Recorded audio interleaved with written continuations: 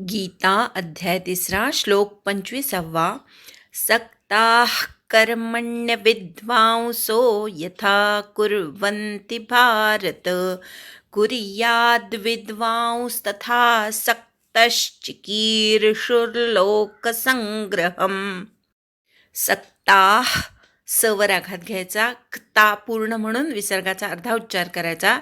कर्मण्य विद्वांसो cover आघात, म वर आघात, वी वर आघात, कर्मण्य विद्वांसो वाव असा उच्चार होतो, औ उच्चार होतो. यथा कुर्वन्ति कुवर आघात, भारत कुर्याद कुवर आघात अर्ध्या द पर्यंत म्हणायचं. विद्वांस वीवर आघात घ्यायचा, द्वाच्या अनुस्वाराचा औ उच्चार करायचा.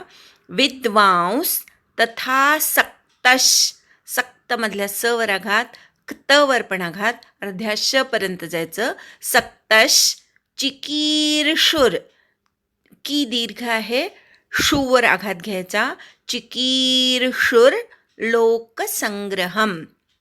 सक्ताः कर्मण्य विद्वांसो यथा कुर्वन्ति भारत सक्ताः कर्मण्य विद्वांसो यथा कुर्वन्ति भारत सक्ताः कर्मण्य विद्वांसो यथा कुर्वन्ति भारत सक्ताः कर्मण्य विद्वांसो यथा कुर्वन्ति भारत सक्ताः कर्मण्य विद्वांसो यथा कुर्वन्ति भारत कुर्याद् विद्वांस्तथा सक्तश्चिकीर्षुर्लोकसंग्रहम्.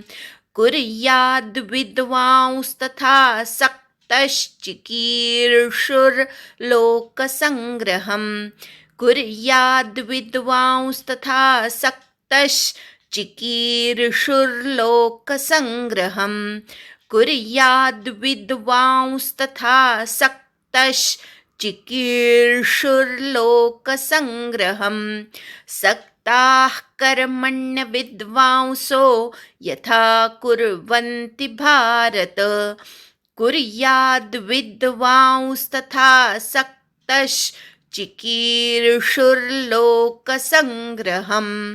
संधी विग्रह. सक्ताः कर्मणि अविद्वांसः यथा कुर्वन्ति भारत कुर्यात् विद्वान् तथा असक्तः चिकीर्षुः लोकसंग्रहम्. सक्ताः म्हणजे अत्यंत आसक्त असणारे, कर्माशी चिकटलेले. कर्मणी म्हणजे कर्माच्या ठिकाणी. अविद्वांसः म्हणजे अज्ञानी. यथा म्हणजे ज्याप्रमाणे. कुर्वन्ति करतात. भारत हे भारता. कुर्यात म्हणजे करावीत. विद्वान म्हणजे विद्वानाने. तथा म्हणजे त्याप्रमाणे. असक्तः म्हणजे अनासक्तपणे आसक्तीरहित होऊन. चिकीर्षुः म्हणजे इच्छेने, एखाद्या गोष्टीची इच्छा धरणे याला चिकीर्षुः म्हणायचं. लोकसंग्रहम लोकसंग्रहाची. अन्वय. भारत कर्मणि सक्ताः अविद्वांसः यथा कर्म कुर्वन्ति तथा असक्तः विद्वान् लोकसंग्रहं चिकीर्षुः कर्म कुर्यात्. हे भारता, कर्मामध्ये आसक्त असणारे अज्ञानी लोक ज्याप्रमाणे कर्म करतात त्याचप्रमाणे अनासक्तपणे आसक्तीरहित होऊन विद्वानाने लोकसंग्रहाच्या इच्छेने कर्म करावीत. सामान्य मनुष्य, अज्ञानी मनुष्य कर्म कशी करतात आणि विद्वानाने कशी करावी हे या श्लोकामध्ये भगवंतांनी सांगितलेलं आहे. सामान्य मनुष्य कर्माच्या फलामध्ये अत्यंत आसक्त असतो. कर्मफलामध्ये आसक्त नसेल तर अहंकारामध्ये आसक्त असतो. संग असतो त्या कर्माचा. कर्म होऊन गेल्यानंतर सुद्धा तो माणूस त्या कर्माशी चिकटलेला असतो. मी हे केलं, मी ते केलं असे विचार त्याच्या मनामध्ये असतात. याला म्हणायचं सक्त असणे किंवा चिकटलेलं असणे कर्माशी किंवा कर्मफलाशी. सामान्य मनुष्य जे जे कर्म करतो त्या त्या कर्मांशी तो चिकटलेला असतो, आसक्त असतो.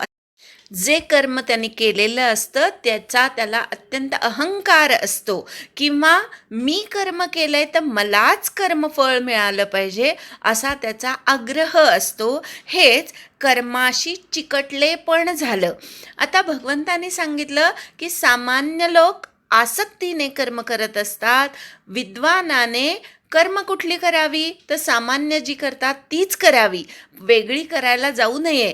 पण सामान्य लोक आसक्तीने करतात, विद्वानाने अनासक्तपणे कर्म तर तीच करायची पण फलाची आशा टाकून द्यायची, आणि मी केलं किंवा मला करायला मिळालं नाही, हे दोन्हीही संग आहेत.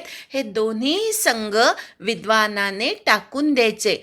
मग कर्म कशासाठी करायची? जर फलच मिळणार नसेल किंवा फलाची आसक्तीच धरायची नसेल तर कर्म कशाला करायची? तर त्याचं उत्तरही भगवंतांनी दिलं की लोकसंग्रहाच्या इच्छेने. लोकसंग्रह या शब्दाची व्याख्या आपण शंकराचार्यांनी काय केली आहे ते बघितली. लोकांना स्वधर्माचरण करायला शिकवणे आणि परधर्मापासून किंवा दुर्वर्तनापासून परावृत्त करणे हा लोकसंग्रह होय. स्वधर्मानुसार आचरण करणे म्हणजे स्वतःची कर्तव्य तत्परतेने करणे हा स्वधर्म झाला, आणि ह्या स्वधर्माकडे सामान्य लोकांना वळवायचं आहे, त्यांची तिथे आवड निर्माण करायची आहे. आणि त्याचाच दुसरा भाग असा की एखादं जर दुर्वर्तनीय असेल तर त्याला त्या दुर्वर्तनापासून परावृत्त करायचं आहे. या दोन्ही गोष्टी लोकसंग्रह या शब्दामध्ये अंतर्भूत आहेत. आता भगवंतांनी सांगितलं की जे श्रेष्ठ आहेत, ज्येष्ठ आहेत, ज्ञानी आहेत, त्यांनी उत्तम प्रकारे कर्म आचरून दाखवली.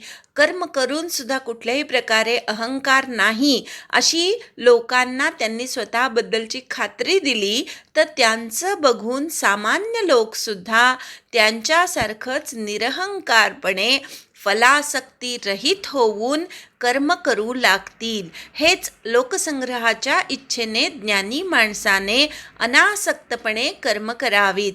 आजोबा जे झाड लावतात त्या झाडाचं फळ त्यांना खायला मिळणार नाही हे त्यांना पक्कं माहिती असतं, पण तरीसुद्धा उत्तम असं झाड लावतात, त्याची निगा राखतात. आयुष्यभर जोपर्यंत त्यांचं आयुष्य आहे तोपर्यंत त्या झाडाची निगा राखतात, आणि मग नंतर त्या झाडाची फळं नातवाला खायला मिळतात. हे अनासक्तपणे कर्म करणं झालं. त्यांचं बघून आता लहान मूल जे असतं ते आजोबांचं अनुकरण करतं. आजोबा ज्याप्रमाणे फळं मिळणार नाहीत हे माहिती असून सुद्धा एखाद्या झाडाची उत्तम निगा राखत होते, हे त्या मुलांनी बघितलेलं असतं, नातवांनी बघितलेलं असतं. आणि त्यामुळे तो जेव्हा मोठा होतो तेव्हा आजोबांचं बघून तो सुद्धा अनेक झाडं लावतो आणि त्या फळांच्या इच्छेशिवाय झाडं लावतो. हेच मोठ्यांचं बघून किंवा ज्ञानी माणसांचं बघून छोट्यांनी स्वधर्माचं आचरण करणं झालं. अशी अनेक उदाहरणं आहेत. घरातली मोठी व्यक्ती जशी वागते तशी आपोआपच सगळी प्रजा म्हणजे सगळं कुटुंब तसंच वागायला लागतं, आणि म्हणून सर्व कुटुंबाला स्वतःच्या कर्तव्यामध्ये तत्पर करण्यासाठी आणि चुकीच्या मार्गापासून परावृत्त करण्यासाठी म्हणजेच लोकसंग्रहाच्या इच्छेने ज्ञानी माणसाने सुद्धा सामान्य लोक जी कर्म करतात तीच करावीत, पण अनासक्तपणे करावीत असं इथे भगवंतानी अर्जुनाला सांगितलेलं आहे. अर्जुन हा क्षत्रिय आहे, नेता आहे, त्यामुळे त्यांनी युद्ध केलं पाहिजे. पण कसं केलं पाहिजे? ज्ञानोत्तर केलं पाहिजे. कुठल्याही प्रकारची आसक्ती न ठेवता, स्वजनांबद्दलचीही आसक्ती नको आणि पापपुण्याची सुद्धा आसक्ती त्याने काढून टाकली पाहिजे. केवळ स्वकर्तव्य म्हणून युद्ध केलं पाहिजे. एकदा श्लोक म्हणूया आणि थांबूया. सक्ताः कर्मण्य विद्वांसो यथा कुर्वन्ति भारत कुर्याद् विद्वांस्तथा सक्तश्च चिकीर्षुर्लोकसंग्रहम्. हरि ओम तत्सत्.